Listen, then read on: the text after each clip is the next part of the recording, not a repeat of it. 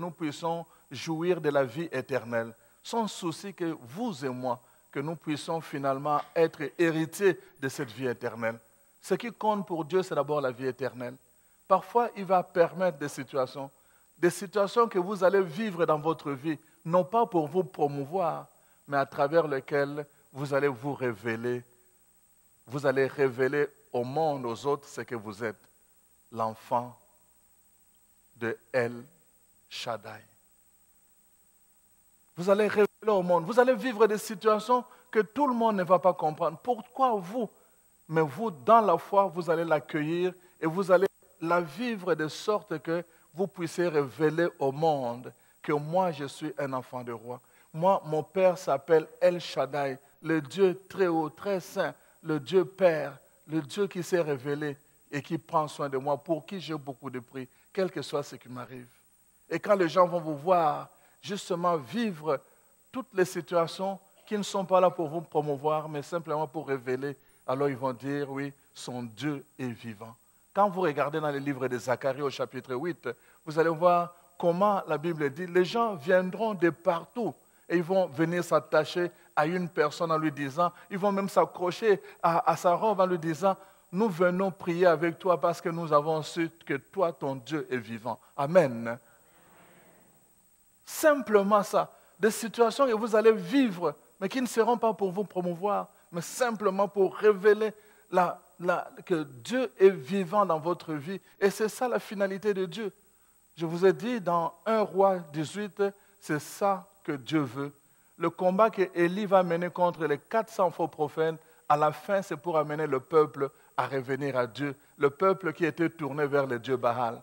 Et nous avons vu qu'aujourd'hui, nous aussi, nous avons beaucoup de divinités. Je vous ai montré pourquoi le peuple s'est fabriqué un veau en or. Le veau, la vache, le taureau, qui est le symbole du service. Le peuple veut un Dieu qui se met à leur service, alors que Dieu veut que le peuple soit soumis à lui. Faites ce qu'il vous dira. C'est le contraire de demander à Dieu de faire ce que nous lui demandons. Vous avez compris cela? Ce n'est pas nous qui devons dire à Dieu quoi faire. Nous disons, c'est Dieu qui nous dit qu'est-ce que nous devons faire, parce que Dieu sait mieux que nous qu'est-ce qu'il y a de bien pour chacune de nous ce soir. Qu'est-ce qu'il y a de mieux pour nous, pour notre vie matérielle, pour notre vie spirituelle, pour notre vie de couple, pour notre vie familiale. Dieu sait mieux que chacun de nous qu'est-ce qu'il y a de meilleur. C'est pour cela, c'est nous qui devons faire ce que Dieu nous dit, et non pas le contraire. Et le peuple d'Israël, il voulait un Dieu qui est à leur service. Et le veau, le taureau, les vaches, c'était des animaux qu'on utilisait pour servir les hommes, pour leur travail. Et voilà, ils se sont fabriqués ce Dieu-là qu'ils voulaient être à leur service. Et qu'est-ce que Élie va faire? Je voudrais d'abord terminer cette partie. Regardez les différentes étapes que Élie va faire. Il s'attaque au roi, il s'attaque aux faux prophètes. Troisièmement, il va finalement manifester la puissance de Dieu. Mais après, ça ne suffit pas. Il va demander qu'on puisse tuer les faux prophètes. Symboliquement, c'est faire disparaître dans la société tout ce qui n'est pas Dieu et tout ce qui n'est pas de Dieu. On voit aujourd'hui, comme je vous ai dit, beaucoup de chrétiens. Chaque matin, quand ils se lèvent, il n'a même pas pris le temps de prier Dieu, de remercier Dieu pour la nouvelle journée qui commence. Il va prendre d'abord son droit. Quelle page il cherche?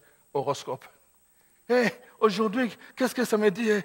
Aujourd'hui, je ne fais pas les affaires. Pourquoi? Mon horoscope aujourd'hui, ce n'est pas bon. Mais c'est une divinité. Qu'est-ce que vous suivez? Ce que Dieu te dit ou bien ce que l'horoscope te dit? Vous voyez? C'est comme ça que même aujourd'hui encore des chrétiens continuent à fonctionner. Nous sommes tout le temps, nous venons à l'église le dimanche, mais pendant la semaine, nous avons nos divinités, des veaux en or, le veau d'or. Nous en avons. Et chacun peut faire un examen de conscience. Et deuxièmement, qu'est-ce qu'Élie va faire après avoir tué? Il va détruire tous les autels de Dieu Baal. Détruire les autels, détruire les faux prophètes, détruire les autels, tout ce qui servait. C'est comme ça que dans les prières de délivrance, dans les prières de libération, souvent, on va vous demander, est-ce que vous avez des éléments, des choses qui peuvent devenir des réceptacles des esprits mauvais dans votre maison, dans votre couple? Parfois, il y a des autels comme ça. Des choses qu'on a achetées par-ci, par-là, on n'avait pas fait attention, on n'avait pas béni, et on a emporté simplement dans notre maison. Ça devient un réceptacle qui devient une antenne, qui permet à n'importe quel esprit maléfique qui est relié à cet objet-là et qui vient troubler l'ordre dans notre famille. On va faire venir un prêtre et tel, parfois il ne comprend même pas qu'on a affaire à un combat spirituel. Et on est tout le temps comme ça et on commence à courir. Ah, Dieu, tu m'as abandonné. Ce n'est pas Dieu qui t'a abandonné. Ce sont les autels que tu es en train de dresser dans ta propre maison, dans ta propre famille. Voilà ce que la parole de Dieu nous dit. Élie commence par détruire les autels. À la fin, qu'est-ce qui arrive? Nous sommes pendant la période de sécheresse. Je vous avais dit, pendant 3 années, il ne pleuvait pas. La sécheresse physique révèle aussi la sécheresse dans le cœur du peuple de Dieu. Ce peuple-là avait un cœur qui était devenu sec. Leur vie n'était plus prospère. Leur champ ne donnait plus rien. Tout était dans la famine parce qu'il y avait une sécheresse et physique et spirituelle. Quand tout cela est détruit, alors commence le moment de bénédiction. Dieu dit à Moïse, va sur le mont Carmel. Regardez comment Moïse va se présenter. Moïse va sur le mont Carmel, il se met le pied à genoux, la tête contre la terre, il ne regarde pas. Il commence à prier. Il demande à son adjoint qui était là, il dit, toi, surveille le ciel, moi, je vais prier les yeux fermés. En d'autres termes, Moïse voudrait faire voir aux gens que pour les chrétiens, c'est la loi spirituelle qui doit diriger la loi matérielle ou la loi naturelle. Il n'y avait pas de nuages, il n'y avait rien. Moïse se met à prier les yeux fermés. Il demande, qu'est-ce que tu vois? Il dit, rien du tout. Il continue à prier. Qu'est-ce que tu vois? 2e fois, rien. Il continue à prier 3e fois, rien. 4e fois, Moïse continue les yeux fermés. Il ne se laissait pas distraire par les yeux physiques. Parce que s'il regardait avec ses yeux physiques, il allait se décourager. Si tu crois,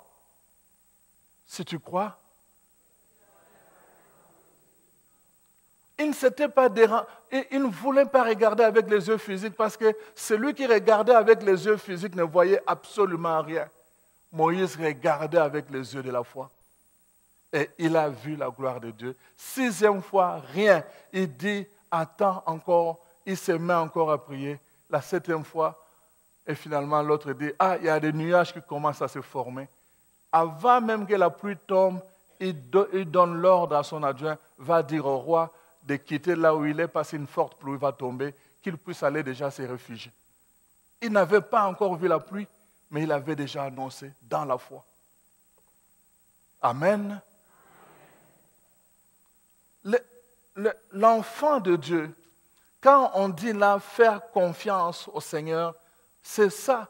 Nos yeux là, parfois, ça devient un obstacle pour recevoir ce que Dieu veut nous donner dans la foi. Parce que nos yeux peuvent...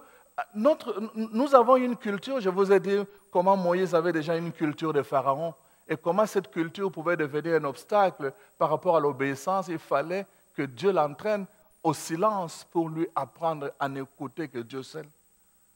Nous avons notre culture rationnelle. On veut tout réfléchir par la raison. Mais la météo n'a rien annoncé. Aujourd'hui, c'est ça qu'on allait dire. La météo a dit pendant toute la semaine, il n'y aura pas de pluie. Qu'est-ce qu'il raconte là? Moïse a fermé les yeux. C'est exprès, c'est dit exprès dans la parole de Dieu, comme pour dire aux gens, voilà comment fonctionne la logique de la foi. La logique spirituelle, la loi spirituelle doit dicter la loi naturelle. Et pas le contraire. Et pas le contraire. Il y a des gens qui veulent aller vers Dieu en utilisant les lois naturelles pour obliger les lois spirituelles à fonctionner. Ce n'est pas comme ça avec Dieu. La Bible dit, c'est Dieu qui te dit qu'est-ce qu'il faut faire. C'est pour cela que nous avons pris ce thème-là. Faites tout ce qu'il vous dira. C'est Dieu qui dit. Alors, qu'est-ce qui se passe?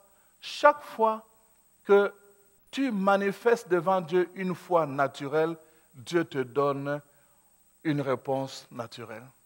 Chaque fois que tu manifestes une foi extraordinaire, Dieu te donne une réponse extraordinaire. Moïse est resté 7 fois. Première fois, il n'y avait rien.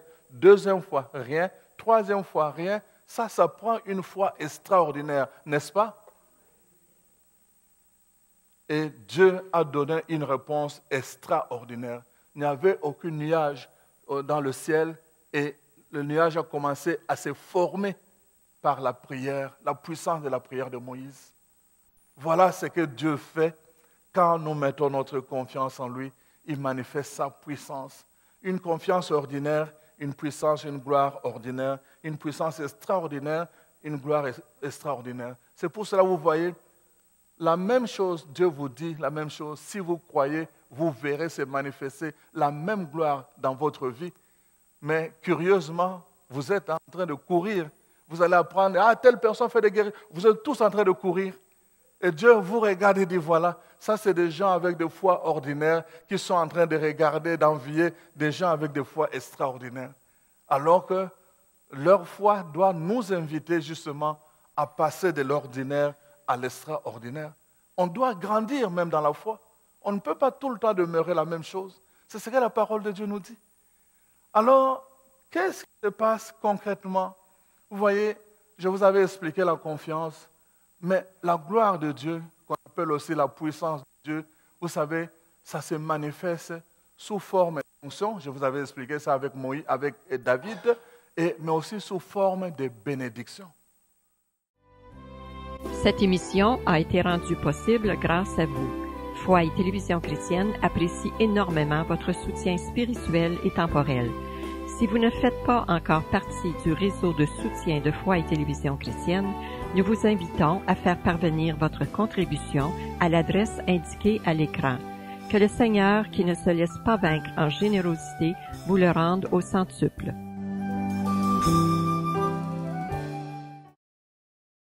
Qu'est-ce qui arrive? Nous sommes pendant la période de sécheresse. Je vous avais dit, pendant 3 années, il ne pleuvait pas. La sécheresse physique révèle aussi la sécheresse dans le cœur du peuple de Dieu. Ce peuple-là avait un cœur qui était devenu sec. Leur vie n'était plus prospère. Leur champ ne donnait plus rien. Tout était dans la famine parce qu'il y avait une sécheresse et physique et spirituelle. Quand tout cela est détruit, alors commence le moment de bénédiction. Dieu dit à Moïse, va sur le mont Carmel. Regardez comment Moïse va se présenter. Moïse va sur le mont Carmel, il se met le pied à genoux, la tête contre la terre, il ne regarde pas. Il commence à prier. Il demande à son adjoint qui était là, il dit, toi, surveille le ciel, moi, je vais prier les yeux fermés. En d'autres termes, Moïse voudrait faire voir aux gens que pour les chrétiens, c'est la loi spirituelle qui doit diriger la loi matérielle ou la loi naturelle. Il n'y avait pas de nuages, il n'y avait rien. Moïse se met à prier les yeux fermés. Il demande, qu'est-ce que tu vois? Il dit, rien du tout. Il continue à prier. Qu'est-ce que tu vois? 2e fois, rien. Il continue à prier 3e fois, rien. 4e fois, Moïse continue les yeux fermés. Il ne se laissait pas distraire par les yeux physiques. Parce que s'il regardait avec ses yeux physiques, il allait se décourager. Si tu crois,